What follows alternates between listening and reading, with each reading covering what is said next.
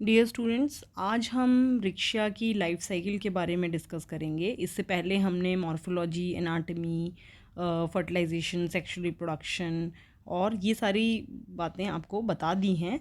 Life cycle किस प्रकार से होती है रिक्शा की, वो हम आज इस वीडियो में देखते हैं। शुरू करते हैं लाइफ साइकिल में। अब आप इसमें देख ही रहे होंगे, जैसा आप इस चित्र में देख सकते हैं कि रिक्शा की लाइफ साइकिल, या हमें कहना चाहिए ब्रायोफाइट की लाइफ साइकिल में दो जनरेशन्स पाई जाती हैं। एक होती है गैमेटोफिटिक जनरेशन और एक होती है sporophytic generation. Gametophytic generation haploid generation है और स्पोरोफिटिक जनरेशन डिप्लॉइड जनरेशन है।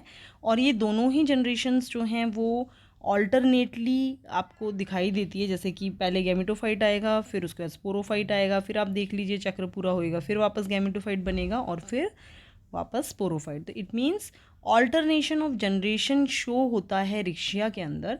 और जो दोनों ही जनरेशन्स हैं वह मॉर्फोलॉजिकली डिससिमिलर हैं। इसका मतलब heteromorphic type of life cycle ये यहाँ पर दिखाता है, जिसमें कि दोनों जनरेशन एक दूसरे से ऑल्टरनेट करती है। तो सबसे पहले हम शुरू करते हैं जो रिक्शा की गैमेटोफाइटिक फ़ेज़ है उससे। तो गैमेटोफिटिक फ़ेज़ ही यहाँ पर डोमिनेंट फ़ेज़ होती है रिक्शा में, लॉन्ग लिव्ड होती है, ज़्यादा समय के लिए रहती है। और ये डॉर्सी वेंट्रली फ्लैटेंड है, ग्रीन है, आप देख रहे हैं लोब्ड स्ट्रक्चर होता है इसका। और डाइकोटोमस ब्रांचिंग इसमें दिखाई जा सकती है, देखी जा सकती है। रिक्शा का जो थैलस होता है इसमें आपको डॉर्सल साइड पे आप देख सकते हैं मिडरिब दिखाई देती है, आपको एपिकल नॉच जो हैं वो दिखाई देते हैं।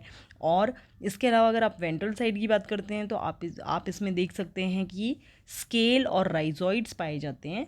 और राइजॉइड्स जो हैं वो दो प्रकार के होते हैं यहाँ पर, स्मूथ वॉल्ड और ट्यूबरकुलेट टाइप ऑफ राइजॉइड, जिनका काम है रिक्शा के थैलस को सॉइल में बांधे रखना और वाटर को एब्जॉर्ब करना।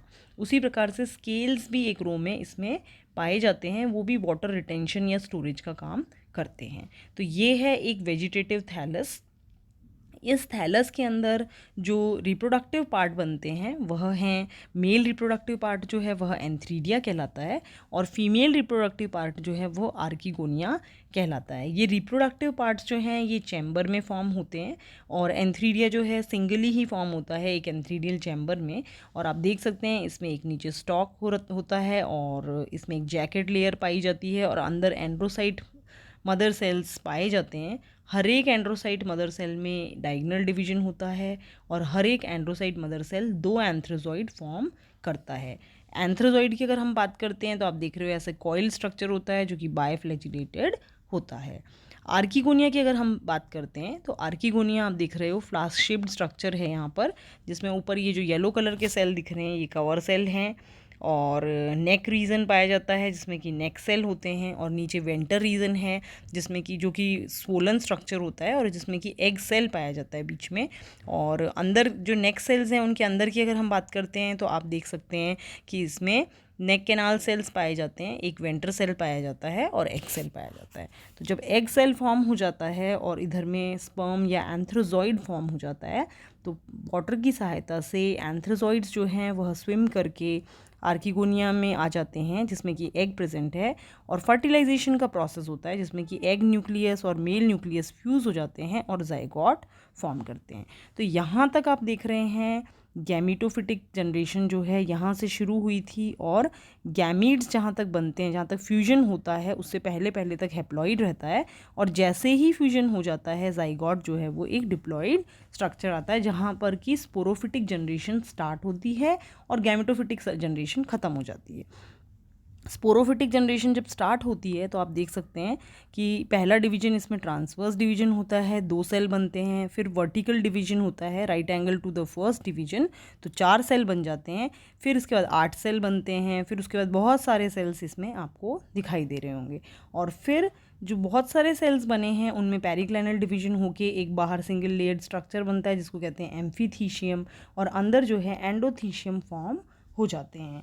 तो जो ये एंडोथीलियल सेल्स हैं वो एक्ट करते हैं स्पोर मदर सेल्स और ये स्पोर मदर सेल्स जो हैं वो क्योंकि ये डिप्लॉइड स्ट्रक्चर था तो स्पोर मदर सेल भी डिप्लॉइड ही होता है जिसमें कि मियोसिस होएगा और मियोसिस जैसे ही होता है आप देख सकते हैं कि मियोसिस होने के बाद जो स्पोर बनेगा वो हैप्लॉइड होता है और वो एक टेट्राहेड्रल अरेंजमेंट में आप यहाँ पर देख सकते हो 3 स्पोर आपको दिख रहे हैं, एक पीछे की तरफ होता है, 4 स्पोर बनते हैं एक स्पोर मदर सेल से, और ये चारों ही स्पोर जो हैं वह हैप्लॉइड होते हैं।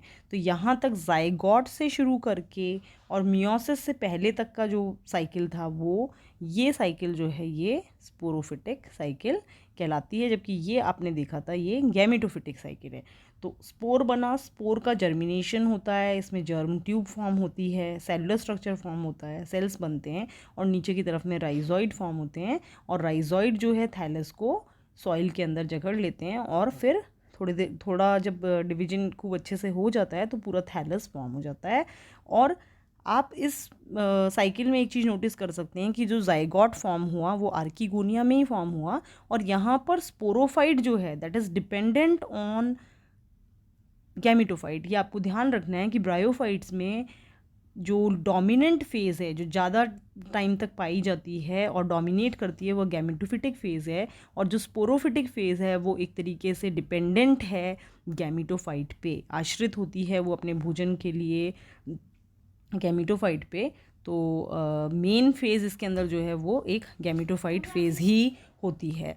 अब जो है अगर हम ग्राफिक रिप्रेजेंटेशन की बात करते हैं तो अगर आप चित्र बनाने में सक्षम हैं इस तरीके से आप बना सकते हैं, नहीं तो आप ग्राफिक रिप्रेजेंटेशन भी दिखा सकते हैं, जिसमें आप देख रहे हैं रिक्शा का थैलस है, ये थैलस से एंथ्रीडिया फॉर्म हुआ, आर्किगोनिया फॉर्म हुआ, थैलस में गैमेटोफिटिक जनरेशन है ये क्योंकि ये हैप्लॉइड है, स्पर्म बना या एंथ्रोजॉइड बना, इधर एग सेल फॉर्म हुआ, फर्टिलाइजेशन हुआ तो जाइगोट फॉर्म हो गया, जाइगोट में डिवीजन हुआ, डिवीजन होके यंग स्पोरोगोनियम फॉर्म हो गया, मेच्योर स्पोरोगोनियम फॉर्म हो गया, जिसमें कि स्पोर मदर सेल पाए जाते हैं। स्पोर मदर सेल जो है वो डिप्लॉइड स्ट्रक्चर है, मियोसिस होगा जिससे कि स्पोर जनरेट हो जाएगा, स्पोर जो है उसमें जर्म ट्यूब फॉर्म होगा और ये यंग थैलस दे देगा, यंग थैलस से फिर मेच्योर थैलस आपको मिल जाएगा। तो इस प्रकार से भी आप ग्राफिक रिप्रेजेंटेशन कर सकते हैं रिक्शा की साइकिल का। ये है सेक्सुअल रिप्रोडक्शन वाली साइकिल। अगर हमको एसेक्सुअली थैलस को रिप्रोड्यूस करना है तो उसके भी कई तरीके होते हैं, जैसे एडवेंटिशियस ब्रांचेस से हो सकता है, फ्रैगमेंटेशन से हो सकता है, ट्यूबर से हो सकता है, तो वो भी आप शो कर सकते हैं कि थैलस से अगर एडवेंटिशियस ब्रांच निकली या ट्यूबर बना या फ्रैगमेंट बना तो वापस से आपको थैलस ही मिलेगा। तो ये एसेक्सुअल रिप्रोडक्शन है और ये सेक्सुअल रिप्रोडक्शन है, जिसमें कि साइकिल 2 भागों में विभाजित है, गैमेटोफिटिक एंड स्पोरोफिटिक। तो ऑल्टरनेशन ऑफ जनरेशन यहाँ पर शो हो रहा है और हेट्रोमॉर्फिक इंडिविजुअल्स शो हो रहे हैं। गैमेटोफाइट और स्पोरोफाइट जो हैं वो समान नहीं होते देखने में, इसलिए heteromorphic type of life cycle है विद ऑल्टरनेशन ऑफ जनरेशन। आशा करती हूँ आपको लाइफ साइकिल समझ में आ गई होगी, आप इसे किताब से भी पढ़िए और थैंक यू सो मच।